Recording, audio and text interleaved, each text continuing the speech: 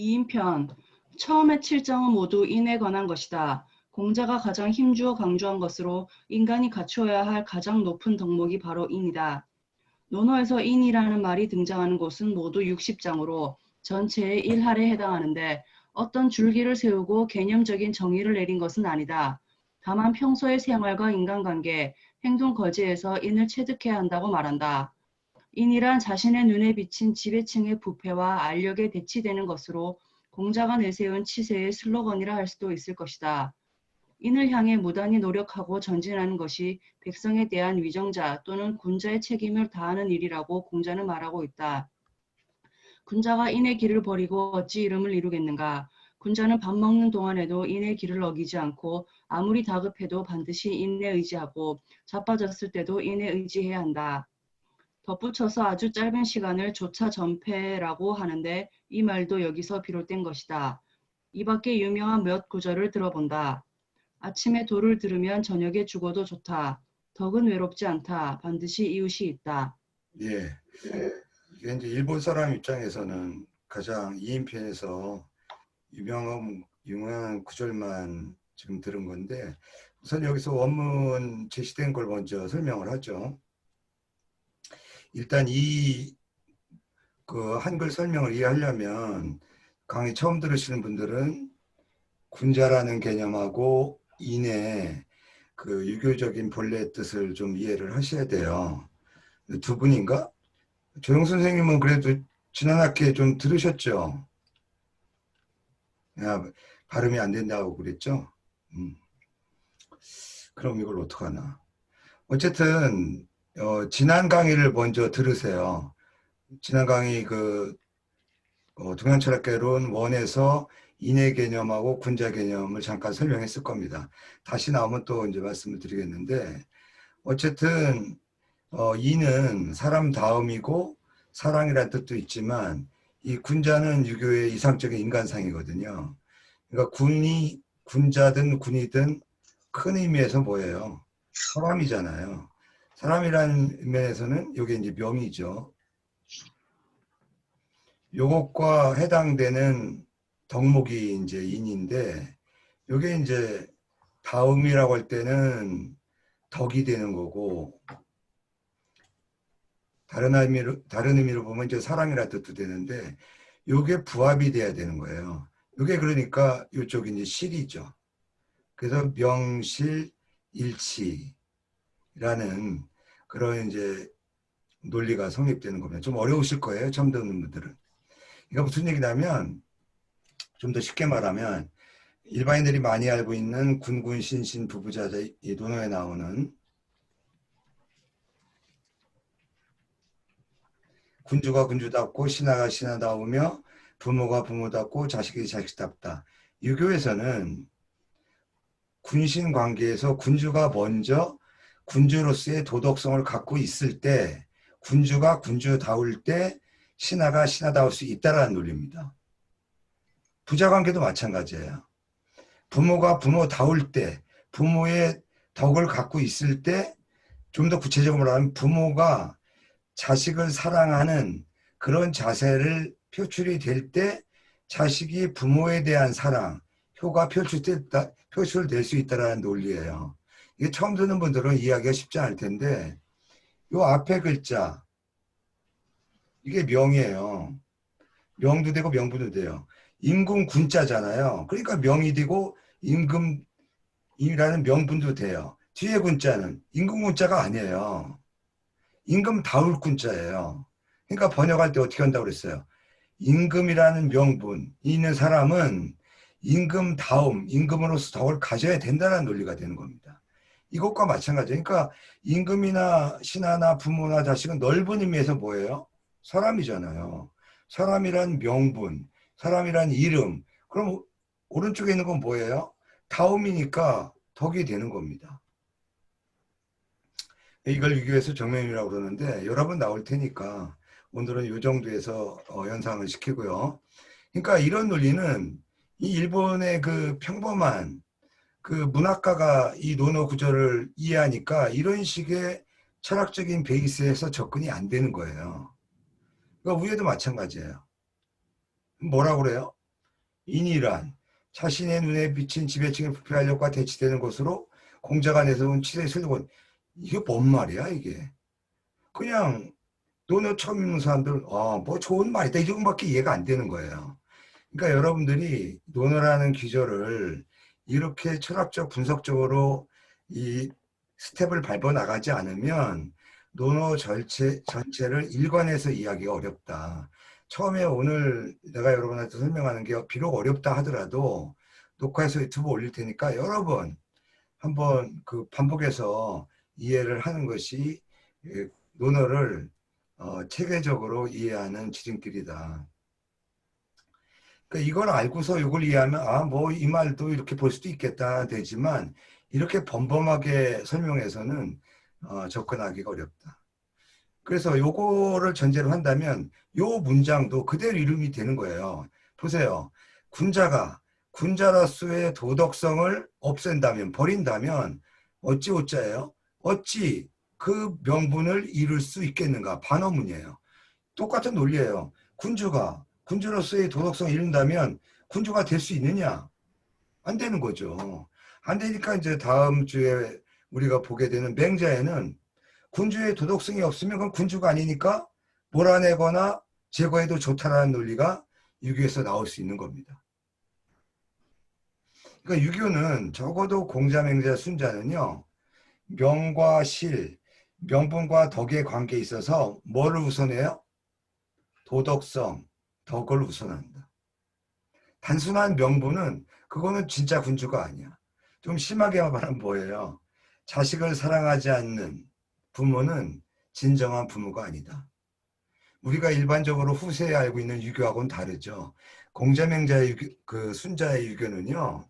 오늘날 그 당시로 말하면 진보적인 이론입니다. 그게 후세의 유교가 경직돼서 삼강오륜을 그 교조적으로 강조하니까 오늘날의 일반 유림이나 일반인들이 공자맹자의 말만 들으면 또 공맹탈환한다고 해서 보수적으로 이렇게 보잖아요. 절대 그렇지 않습니다. 논어맹자의 원문과 그들의 그 절규에 찬 발언을 보게 되면 왜 공자맹자가 그 당시에 지도자들에게 찬밥 대우받고 제대로 벼슬을 못했는가를 충분히 이해할 수가 있습니다. 참 그게 안타까워요. 근데 사실은 공자명제뿐만 아니라 우리가 고전을 읽다 보면 그 선각자들의 그 본래 취지와 그 후대의 그 전개 과정에서 기득권 세력이 그들을 이용하면서 그 이념을 변질시켜 좋게 말하면 뭐예요? 그 시대에 맞게끔 가공했다 이렇게 얘기를 하지만 그 당사자인 본래 그 고전의 그 저는 뭐 성인이라는 말을 쓰고 싶지는 않지만 선각자들의 입장에서 보면 참 아쉬운 대목이 많을 수밖에 없고 우리가 역사적으로 보면 뭐 문화예술 계통도 마찬가지죠. 우리가 만해 한용운 선생도 마찬가지고 그 당대의 그 깨어난 이론과 각성한 관점이 당대에 실은 경우는 거의 없다. 순간적으로는 뭐 반짝일 수는 있었겠지만 근데 이게 인문학에서만 그런 게 아니더라고요. 과학에서도 마찬가지예요. 오히려 과학의 이론이 몇백 년 후에 꽃을 피는 그런 경우가 흔하죠. 예. 갑자기 또 제가 아침부터 흥분했는데 요 대목이 간단한 얘기가 아니다. 쉽게 말하면 뭐예요? 명분과 덕, 명실론이다. 이따위 식으로 번역해가지고는 논어를 이해할 수가 없어요. 그러니까 여러분이 좀 어렵지만 명실 관계, 명분과 덕의 관계를 이해하면 이 대목은 공자의 정명론으로 그대로 이해가 되죠. 너무나 당연한 거죠. 똑같이 대입해보세요. 군주라는 명분, 군주의 도 내지 인을 버리면 어찌 군주라는 명분을 이룰 수 있겠냐. 군주가 아니라는 거예요. 그래서 그 다음 얘기는 뭐 이제 쉽겠죠. 군자는 이분은 전체 부정이에요.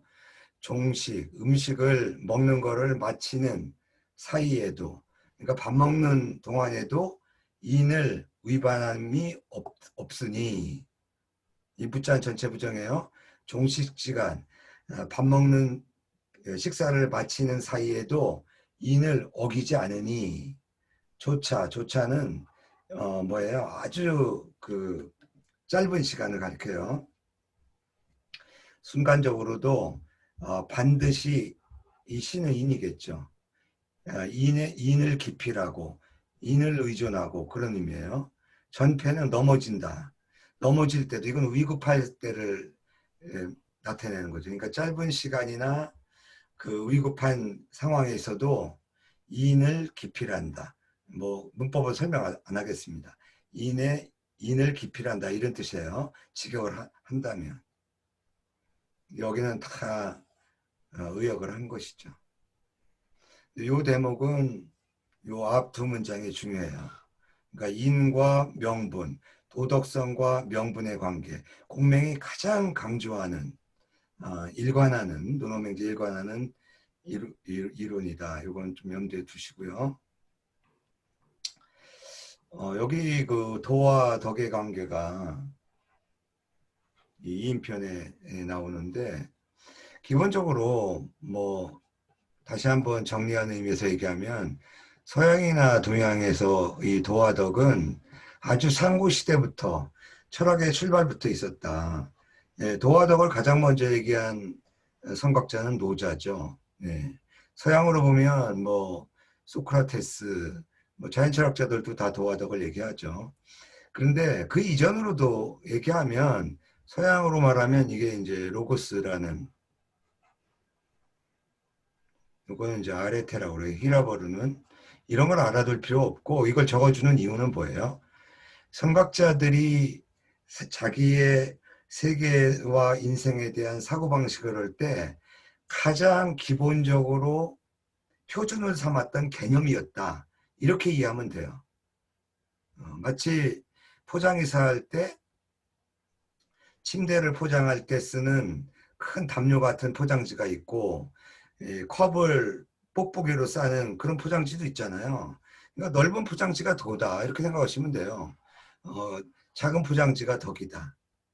그러니까 우리가 세계 만물을 구분할 때 세계 만물을 하나로 포괄해서 설명할 때가 있을 거 아니에요. 천지 만물. 그 다음에 뭐 인간과 뭐 짐승 사자호랑이 나눌 때 그러면 사람에게만 도가 있고 사자호랑이는 도가 없냐? 그건 아니죠. 식물에도 다 도가 있는 거죠. 그래서 모든 만물을 포괄하는 하나의 도를 얘기할 때 하나를 가지고 얘기할 때 도라고 얘기하고 하나로 얘기하니까 뭐예요 여러분들? 하나라고 할 때는 나눔이 없다는 뜻이 되죠. 그렇죠? 또 형용하기가 어려워. 야 그거 뒤딱 큰 거 있잖아 이렇게 얘기하잖아요. 대라고도 표현하는 거예요. 또 자기의 느낌을 표현할 때 어떻게 돼요? 분간할 수가 없어요. 그래서 서양에서는 이걸 카오스라고 그러고 동양에서는 이걸 황홀이라고 그래요. 한 글자로 말하면 현이라 거무련자, 아득하련자로 쓰는 거죠.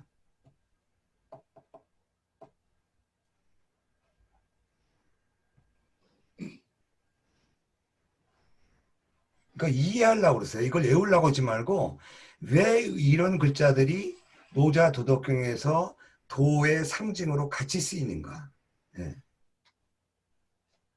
이 인식하는 사람의 입장에서 뭐예요? 황홀이라고 그래요. 도덕경에 나오는.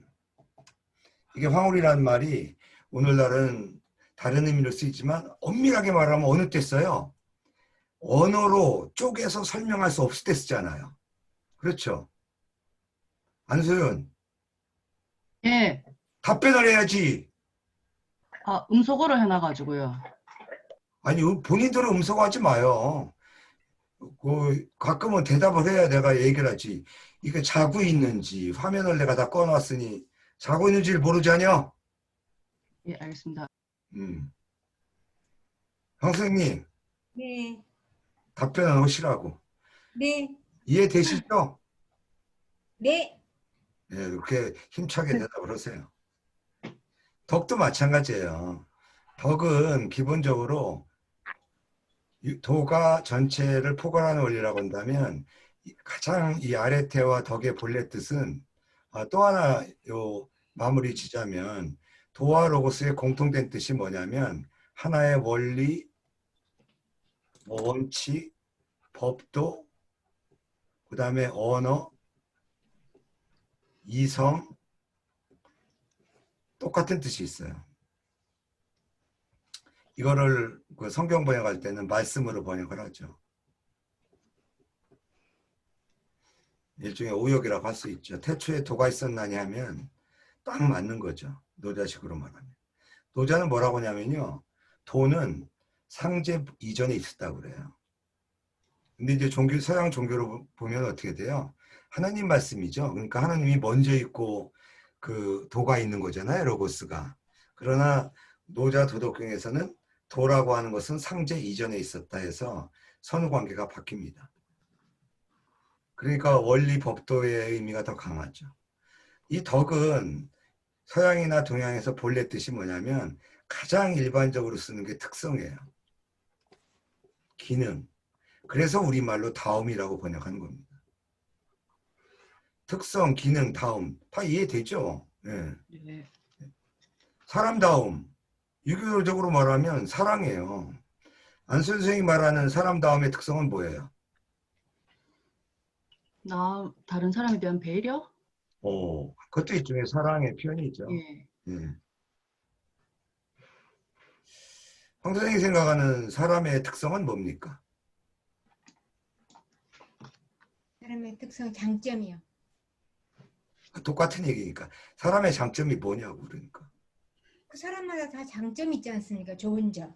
아니, 구체적으로 얘기하면 덕이라는 얘기예요. 진짜 동어반복밖에 안 하네.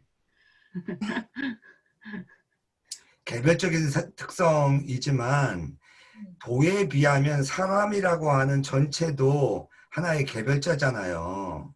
네. 사람도 두 가지 뜻이 있어요.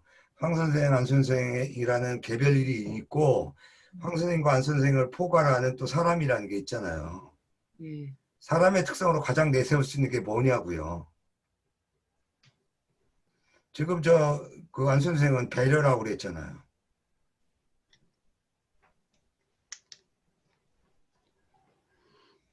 뭐 이 정도 하죠. 예.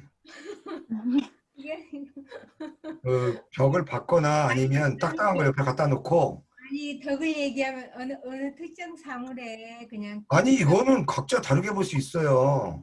네, 네. 장점 뭐 그래서 그냥 사람마다 자기 뭐 특성이 그건 이 사람 개별자고 네, 참 이해를 못하네.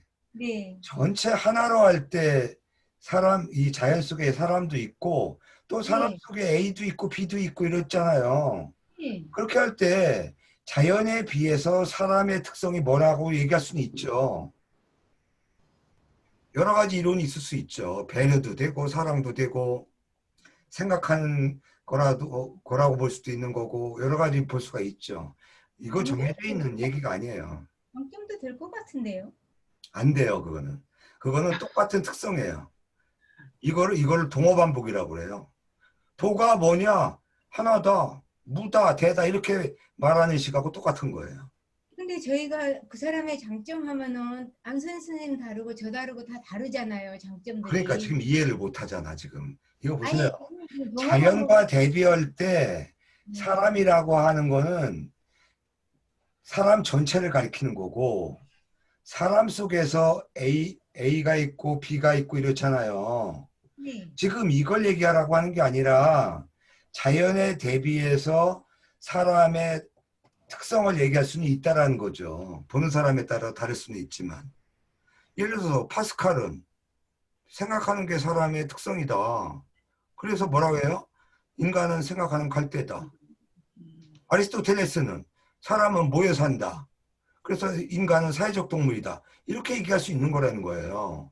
정답을 얘기하라는 게 아니라 자기 입장에서 사람의 전체적인 특성을 얘기할 수 있는 그런 생각을 가져야 철학에 입문을 할 수 있다. 이거를 건너뛰어서 물론 도통했다는 사람도 있어요. 근데 그건 쉽지 않죠. 예. 그거는 이제 뭐 성철 스님이라든가 만공스님이라든가 이런 분들이죠. 그 얘기는 다른 얘기고요. 여기 지금 논어에 동시에 그러니까 절대 여러분들이 착각하지 말 게 뭐냐. 오늘날 도덕하면 윤리와 연결시켜서 인의 예지 뭐 착한 사람이 되세요 선악 절대 상관이 없는 거다. 본래 동서양의 가장 원초적인 도덕의 원래 특성은 선각자들이 인간과 자연의 모든 사유를 하기 위한 일종의 기준점, 좀 비유적으로 말하면 포장을 하기 위해서 언어로 표현하기 위해서 만든 개념에 불과하다. 근데 이게 유교에서는 주로 윤리적인 의미로만 써요. 그러니까 이렇게 이해하면 돼요. 유교에서 도와 덕은 사람의 도가 뭐냐, 사람의 덕이 뭐냐, 여기에 관심이 있지. 뭐 개의 덕이 뭐냐, 사자의 덕이 뭐냐, 식물의 덕이 뭐냐, 관심이 없어요. 유교는 기본적으로. 좋게 말하면 뭐예요? 동서고금에서 사람의 가치를 유교만큼 강조한 철학이 없다. 그런데 그 장점이 동시에 단점이 된다. 그게 유교의 그러니까 뭐예요? 여러분들 삼강오류 남아 아주 그냥 일을 가는 사람들이 있잖아요. 특히 젊은이들. 아주 숨 막힌다고 그러잖아요. 예절 얘기하면. 그게 어디서 온 거예요? 본래 예절은 그게 아니었는데 경직되다 보니까 인간을 옥죄는 원래 이데올로기가 그런 거예요. 우리는 이데올로기 없이 살 수가 없습니다. 철학적으로 말하면. 여러분들 꿈 없이 살 수 있어요? 꿈의 원래 뜻이 뭐예요? 이데올로기의 원래 뜻이 꿈이고 허위, 가짜의식이에요. 만약에 꿈이 이루어진다면 그건 꿈이 아니잖아요. 그 로또 광고 잘하는 거예요. 일주일 동안 행복합니다. 실제로 저처럼 로또를 가끔 사는 사람은 일주일에 행복하지 않더라고요. 2, 3일 행복하다가 추첨 전날서부터 포기해요. 뭐 되겠어? 그러고 이제 초월을 하죠. 그리고 추첨 시간도 기다리지 않고 오히려 그 다음 주 그 로또 산 그 판매처 지나가면서 혹시 현수막 안 붙었나? 지난주에 우리 매장에서 그 1등이 당첨됐다. 그러면 이제 그때 맞춰볼 용기가 나요. 제가 좀 비유가 심한지는 모르지만 이게 사람의 이중성이라는 겁니다. 마치 아이가 어렸을 때 인형을 품어줘야만 잠이 드는 거하고 똑같아요. 그 어린아이한테 인형을 뺏는 게 과연 좋아요? 그런데 이데올로기는 꿈이라는 게 그거를 악용하는 기득권 세력이 있게 돼요. 정치권에서는. 역사적으로는 그렇다는 거죠. 그래서 기득권 세력이 그 꿈과 이데올로기를 악용하는 시스템이 발전하게 되는데 그게 유교의 역사예요. 그게 이데올로기의 역사입니다. 자본주의 뭐 요즘에 뭐 보수다 뭐 진보다 그다음에 좌파다 우파다 자본주의냐 뭐 공산주의냐 사회주의 다 이데올로기예요. 진정한 의미의 자본주의, 진정한 의미의 자유주의, 진정한 의미의 사회주의가 실현된 역사는 한순간도 없었다. 이게 현실이에요. 그럼에도 불구하고 우리는 언어로 표출하고 꿈을 제시하지 않을 수가 없는데 모든 사람이 각성할 수는 없잖아요. 예를 들어 보세요. 세상 모든 사람들이 아이가 아니라 어른이라면 인형 팔리겠습니까? 어른들도 요즘 인형 많이 사는데요. 예? 어, 뭐라고요? 저도 인형 갖고자 하는데. 하기야 아니, 나도 인형 대신에 그 여름에도 이불 이렇게 막 뭉쳐갖고 끌어안고 자요. 저는 이제 그걸 뭐라고 그러죠? 여름에 안고 자는 죽부인. 부인? 예.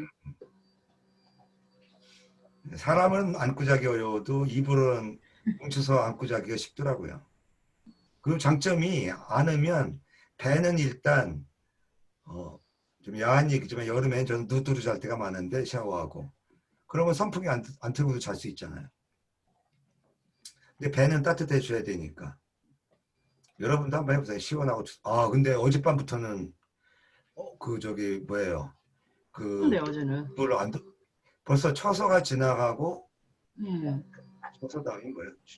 백루잖아요.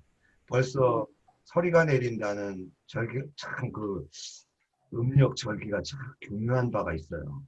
그리고 좀 간사하지 않아요? 아침 저녁으로 오늘 산에 가는데 약간 서늘하더라고요. 출발할 때는. 음, 그거 참 보면 이게 선현들의 지혜라는 게. 음, 자, 이 대목 보세요. 아침에 도를 들으면 저녁에 죽어도 좋다. 만약에 이 도가 서양에서 말하는 뭐 원리나 법도나 언어나 이성의 뜻이고 노자가 말하는 그냥 자연의 법칙이라고 한다면 공자에게 선생님, 저기 코로나 백신이 발견됐답니다. 코로나 백신, 그 코로나의 그 뭐예요? 유전자 분석에 대해서 치료제가 발굴됐다. 그것도 하나의 도잖아요. 그렇잖아요. 자연 법칙이니까. 근데 공자가 코로나 치료제가 발견됐다는 얘기를 들었다고 그래서 저녁에 죽어도 좋다? 석사. 저녁에 죽어도 좋다고 하겠어요? 아니요. 아니요. 공자가 말하는 이 도는 공자가 이 논어 이제 다른 부분 읽어본 사람들은 알아요. 맨날 들린 얘기가 뭐예요?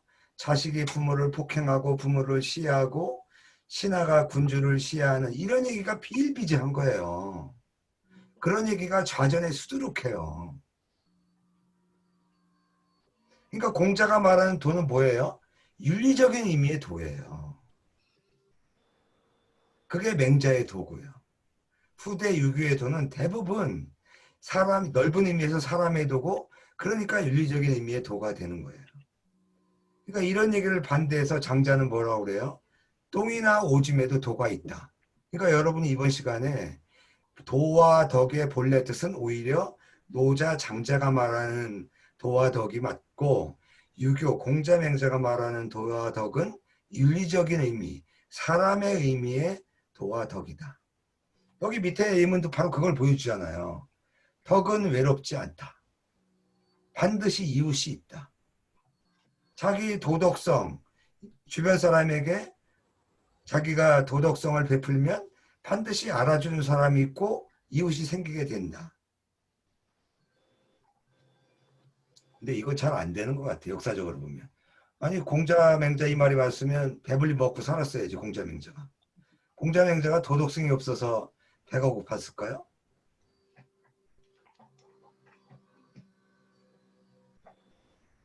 그리고 맨날 대중가사 들어보면 왜 내 마음을 모르는 거야 이런 노래 가사가 많은 거 보면 안생도 그렇지. 예. 눈이 뼈나 이 남자들이 말이야. 덕은 외롭지 않다. 반드시 이웃이 있다.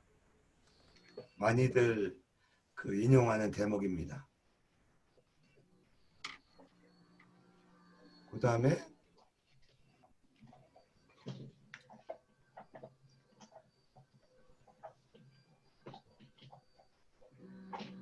공유가 어디 있지?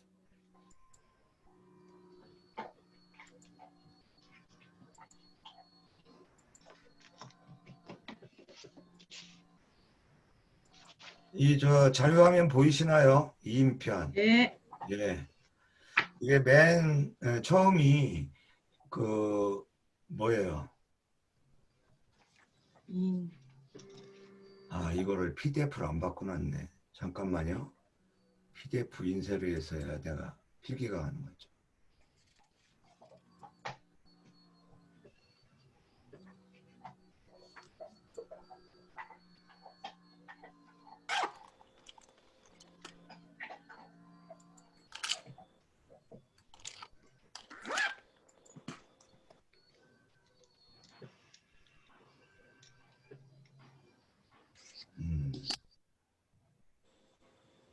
뭐를 띄워놔야 되는데 여기서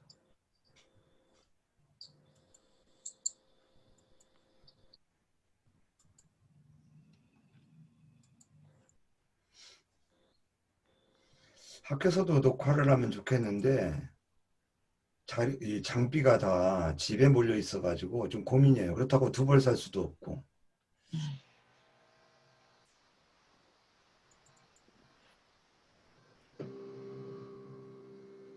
보이시죠? 예. 예. 요 이인편 첫 문장이 자활 이인 의미하니 택불처인 언덕지리요. 제가 이거 시간 관계상 이 문법은 자세하게 설명 안 해요. 이 문법을 하자가는 뭐 이게 한 학기 동안 논어해도 다 모자라고 그래서 간단한 것만 하고 되게 의미 위주로 넘어갈게요. 이 자세한 번역 같은 거는 번역판을 참고하면 되겠습니다. 이인, 마을이 인한 것이 아름다우니 선택할 때 인한 마을에 처하지 않는다면 어찌 지혜롭다고 할 수 있겠는가. 이 문장의 대체적인 뜻은요, 우리가 이사할 때, 거처할 때 가능하면 그 풍속에, 그러니까 좋은 훌륭한 마을에 거쳐야 된다.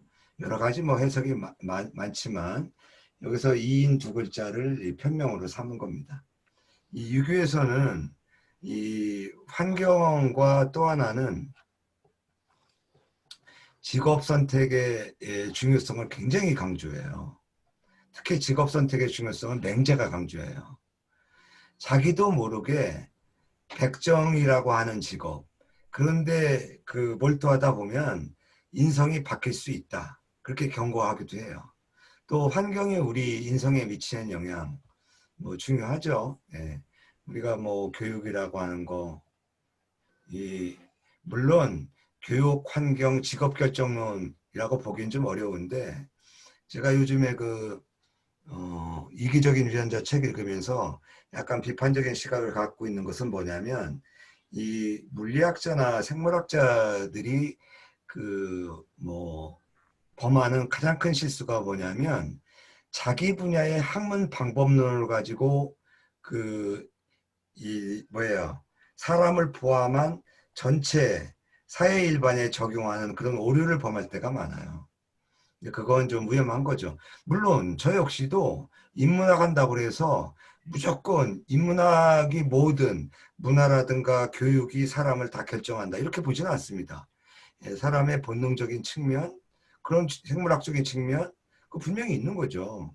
그런데 이거를 한 분야에서 인간을 이해하거나 이 사회를 이해할 때 결정론으로 접근하는 것은 상당히 위험하다. 좀 열려 있어야 되지 않을까 그런 생각이 듭니다. 그 다음 문장 우리가 요거는 좀 전에 본 거고요. 예. 아주 간단하고 유명한 것부터 볼까요? 예. 한문 수업 들을 때 다 나오는 얘기인데 부모지년 불갑을 지하라. 부모님의 나이. 해년자는 풍년이나 흉년이라도 그런 의미도 되고요. 근데 1년의 농사, 성과도 되고 나이도 되고 1년이냐는 해도 되고 여러 가지 뭐 어른의 연세도 되고 부모님의 나이는 알지 않을 수 없다. 모를 수 없다. 한편으로는 즉 그것 때문에 기쁘고 한편으로는 나이 때문에 두렵다. 그러니까 부모님이 나이가 많이 지금 살아계시니까 기쁘기도 하지만 부모님의 나이가 많은 걸 생각할 때는 그것 때문에 두렵다. 이런 의미가 되는 겁니다. 그 다음에 이거 소학에도 많이 나오는 얘기죠. 부모 제어시든 부모가 계실 때는 불원유, 멀리 놀러 가지 않으며 원유, 먼 여행을 하지 않으며 유필유방, 여행할 때는 반드시 방향이 있다. 부모님에게 어디 간다 하고 그쪽으로 가서 부모님을 안심시킨다.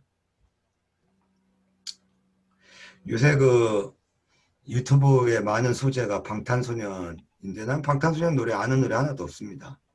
근데 뭐 사이트에서 방탄소년 얘기하다가 꼭 한마디씩 덧붙이는 게 자기가 앞에 한 얘기에 대해 사과하더라고요. 내가 볼 때 사과할 만한 얘기도 아니던데.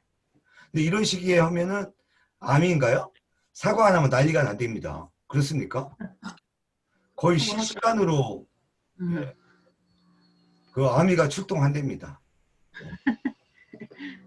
근데 내가 그 BTS 얘기한 거는 뭐냐면 옛날하고 지금하고 시공간의 개념이 바뀌었다. 그렇죠? 예. 예. 그 제가 그 들은 그 그러니까 음악 평론가의 그 얘기 미국에 있다가 이제 미국 사람들도 많이 놀랬는데 그 왜 BTS 현상이 미국 영국에서 이렇게 난리 법석이냐. 근데 아직도 자기 그 사람들은 BTS의 그 특징이나 장점을 이해 못 한다는 거예요. 근데 저는 좀 다른 의견이에요. 뭐냐면 저도 중학교 때부터 초등학교 때는 아니지만 많은 팝송 들으면서 막 그 당시 FM 들으면서 막 잠 못 이루던 밤을 기억합니다. 특히 우리나라 그 여러 가지 DJ 제가 그 이장이 알죠? 이장이 나이 든 사람들은 좀 알 텐데 그건 너부른 그 사람의 그 MBC던가요? 그 방송 들으면서 새벽 1, 2시까지 그 팝송도 듣고 그 뭐야 우리나라 그 락 음악도 듣고 그랬었는데 제가 장하게 얘기했지만 딱 한마디로 말하면 이거예요. 옛날에는 미국 가려면 어때요, 여러분들? 적어도 지금도 뭐 상당한 시간이 걸리고 그러지만 지금은 미국의 유명 가수가 떴다. 그럼 실시간으로 그 음악을 들을 수 있어요. 그렇지 않습니까? 제가 예. 알기에도 방탄소년 그 음악 그 발표를 미국 시간 위주로 발표한다고 그래요. 시공간 개념이 바뀌었기 때문에 그 옛날에 미국 정서에 안주하는 공간이 아니다. 그러니까 BTS도 마찬가지죠. 우리나라에서만 사는 게 아니라 이 친구들은 세계 콘서트도 다니고 실시간으로 미국의 여러 가지 변한 상황을 접수하고 또 제가 알기에는 그 영국 작곡가가 그 작곡했다는 노래던데 그 타이탄인가 아니 뭐 다이너마이트인가 다이너마이트. 왜 이렇게 접근을 못하냐는 거예요. 시공간이 바뀌어서 BTS라는 문화 현상은 너무 당연한 거다. 그러니까 K-팝이라고 쓸 필요도 없고 오늘날 팝송은 K-팝이 아니라 전 지구적인 공간에서 그 공유하는 문화 속에서 나온 하나의 공통된 정서를 반영하는 노래다. 왜 이렇게 이해를 못하냐는 거예요. 제 얘기가 무리한 얘기입니까? 그러니까 시공간의 변화를 미국인의 음악 평론가도 이해를 못하고 영국 방송가 방송의 패널들도 이해 못하고 왜 그럴까? 왜 기껏해 이런 거더라고요. 예를 드는데 그 얘기를 좀 주목했는데 뭐냐면 이 옛날에 그 유사하게 떴던 컴백홈 부른 그 그룹이 뭐죠? 서태지와 아이들. 네. 서태지와 아이들 노래 듣고 왜 가출한 소년이 실제로 컴백홈 했다는 거 아닙니까? 예. 그리고 BTS 노래 듣고 좌절에 겪었던 젊은이들이 희망을 갖고 했다라는 그 인터뷰도 실리고 그러더라고요. 근데 저는 그걸 다른 점에서 이해를 해보냐면 그게 가사가 그 BTS 가사가 좋은 가사가 많다면서요. 저는 뭐 그것도 실시간으로 번역이 된대요. 무료로. 그 BTS를 좋아하는 외국인들이 자국어로 한국어로 된 이번 노래는 영어던데 그 BTS 노래가 한국어일지라도 그게 자기네 언어로 진짜 정밀하게 번역을 해서 실시간으로 옮긴다고 그러는데 저는 그게 바로 문화라는 공감에서 오는 것이지 반드시 어떤 특정한 그게 뭐죠? 가사 때문에 과연 서태지와 아이들의 컴백홈 노래를 듣고 집으로 돌아오거나 그런 기보다는 저 역시도 마찬가지예요. 피곤할 때 가사도 뭐 저는 가끔 요새 여러 번 벌떡벌떡 일어납니다. 산에 갔다 오면 적어도 5분 이상 제가 물고나무 자세로 침대에 누워 있는데 그 이유는 피가 이제 위에 있었기 때문에 제 나름대로의 논리예요. 심장이 위에 있었으니까 적어도 5분은 그러면 심장 네가 위에 밑에가 있어라. 음악 틀어놓고 하거든요. 가사 없는 음악. 근데 깜짝 놀라서 일어나 가지고요. 그 빅스비는 못 알아듣더라고요. 헤이 구글 이 노래 뭐야? 그 노래를 듣고서 그 제가 가사를 찾아서 보면요. 그 정서가 저한테 우연히 되는 여지없이 우연히 되는 가사더라고요. 그 제가 요즘 느끼는 것 중에 하나가 그 리듬이라고 하는 게 자연스럽게 가사와 어울리게끔 돼 있더라. 그래서 제가 시와 음악의 세계를 요즘에 다시 한번 느낍니다.